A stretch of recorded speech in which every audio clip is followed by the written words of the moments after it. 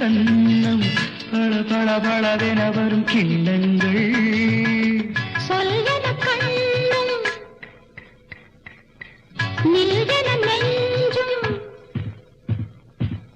சொல்வன கண்ணும் நில்வன நெஞ்சும் சொல்வதே பெண்ணின் தொல்லை சிறுகதை ஓர் நாள் தொடர்கதையானால்